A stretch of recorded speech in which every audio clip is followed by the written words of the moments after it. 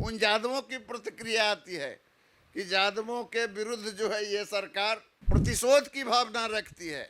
ये मामला तेजस्वी का, ये तेजस्वी का मामला नहीं है, ये संपूर्ण यादव समाज तक ये मैसेज चला गया कि सम्राट चौधरी की जो सरकार है वो एंटी यादव है, और वो जो है जो इनकाउंटर का जो काम कर रही है उसमें ज़्यादातर जो है यादव लोग उनके टारगेट पर हैं। सम्राट की सरकार नहा धो के यादवों के पीछे पड़ चुकी है, यानी लगातार सम्राट चौधरी के बिहार के मुख्यमंत्री बनने के बाद जिस प्रकार से इनकाउंटर हो रहा है, लगातार अपराधियों की बोलती बंद हो रही है और लंगड़ा ऑपरेशन चलाया जा रहा है। और इस इनकाउंटर में कई अपराधी जो यादव समाज से आते थे उनका इनकाउंटर किया गया, और इस कार्रवाई के बाद नेता प्रतिपक्ष तेजस्वी यादव सम्राट सरकार पर हमलावर हो गए और साफ लफ्जों में कहा कि ये इनकाउंटर फर्जी है और एक समाज को टारगेट किया जा रहा है। ये तमाम वक्तव्य सम्राट चौधरी के खिलाफ तेजस्वी यादव ने कही, और उसके बाद ये मामला शांत होता तब तक जीतन राम मांझी और यादव समाज के बीच मानो युद्ध सा छिड़ चुका है। जिस प्रकार से जीतन राम मांझी ने बयान दिया था उसके बाद देखिए कि उनके समधन पर हमला होता है, कई यादव समाज के युवकों के द्वारा हमला होता है और उसके बाद कार्रवाई होती है, SC/ST का मामले में गिरफ्तारी होती है, और फिर जीतन राम मांझी पर भी हमला हो जाता है। और ये मामला तब तक शांत होता तब तक JDU के विधायक, नीतीश के सुशासन सरकार के विधायक अजय कुशवाहा यादवों के संख्या, यानी यादवों की जो संख्या है 50% को बिना देखे, बिना सोचे और बिना समझे अपराधी करार दे देते हैं। यानी साफ लफ्जों में कहते हैं कि यादव समाज के 50% लोग जो होते हैं वो यादव जाति से आते हैं। और वहीं जीतन राम मांझी इशारों में ये कह देते हैं कि जेलों में 40% लोग जो हैं वो एक समाज का है। अब आप समझिए कि किस प्रकार से वस्तु स्थिति बिहार में बन चुकी है, और आज बिहार के मुख्यमंत्री सम्राट चौधरी इशारों में फिर तेजस्वी यादव पर टारगेट हो जाते हैं और कहते हैं कि ये हरा गमछे वाले को अगर चाहेगी तो पुलिस तुरंत खोज लेगी। वो एक उदाहरण देते हैं, लेकिन इस उदाहरण का तात्पर्य समझने वाले और राजनीति की पकड़ रखने वाले राजनीति परिपक्व अच्छे से समझते हैं कि आखिर सम्राट चौधरी ने इस हरे गमछे के बहाने किस प्रकार से किस दल को और किस नेता को टारगेट किया। हमारे साथ वरिष्ठ पत्रकार संजय वर्मा जी हैं, उनसे बात करेंगे और समझने की कोशिश करेंगे और एक एक कड़ियों को समझाएंगे कि आखिर बिहार में सियासत, राजनीति किस ओर जा रही है।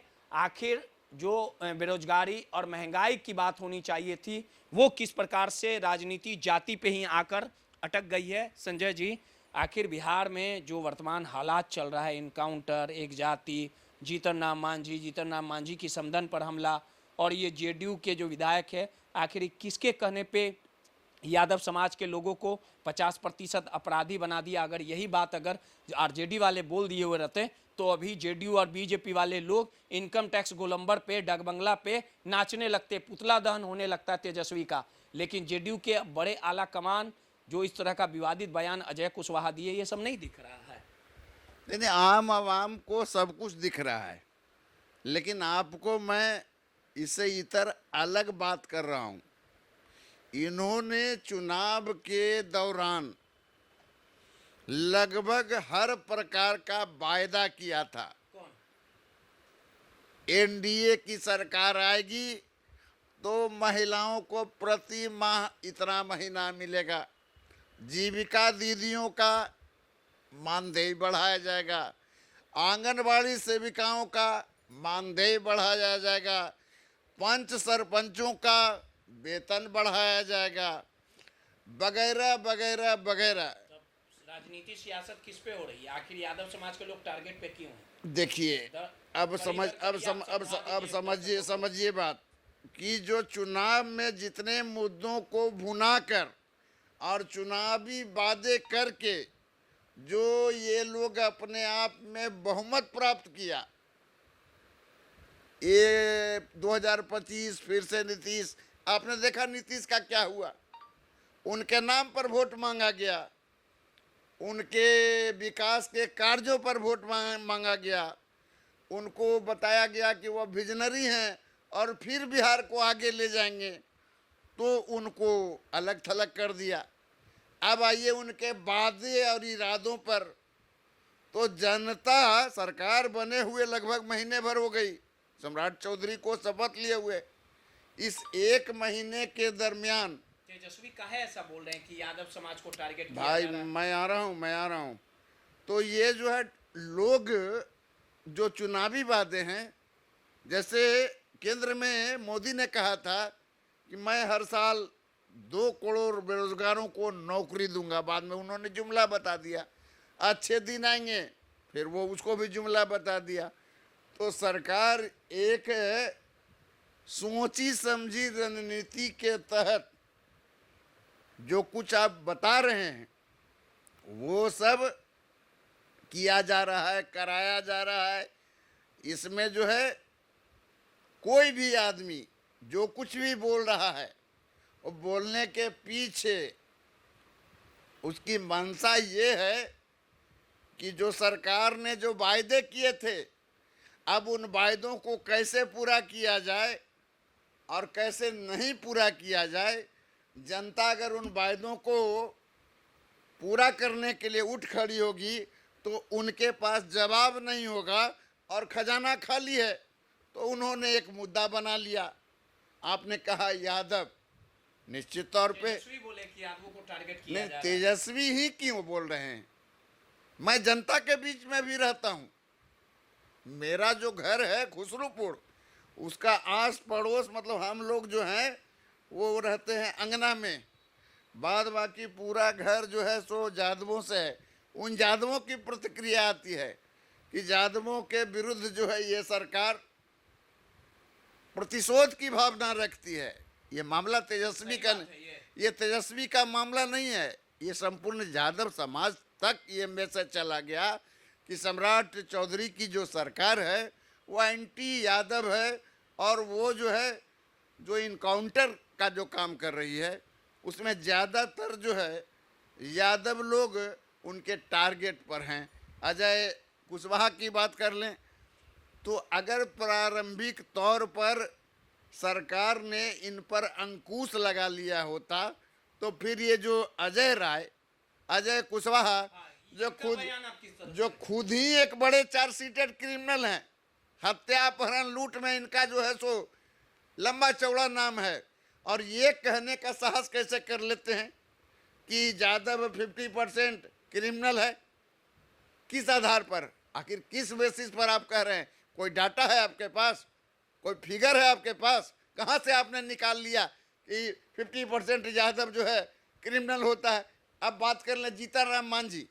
ये मांझी जी उस समय कहाँ थे जब सवर्णों के द्वारा दलितों को, मुसहरों को, पासवानों को, इन तमाम लोगों को जो सताया जाता था, परेशान किया जाता था, सामाजिक उत्पीड़न किया जाता था, दैहिक उत्पीड़न किया जाता था, तब तो उनका मुंह नहीं खुलता था।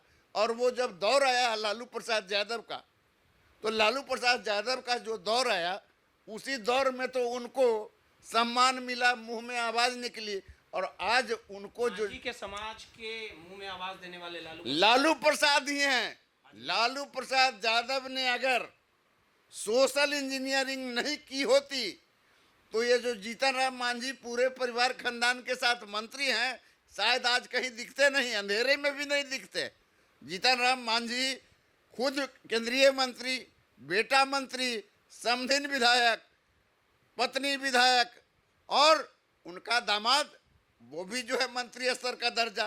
तो ये जो छाली काटने वाले लोग हैं वो कल क्यों नहीं यादवों के खिलाफ बोल रहे थे?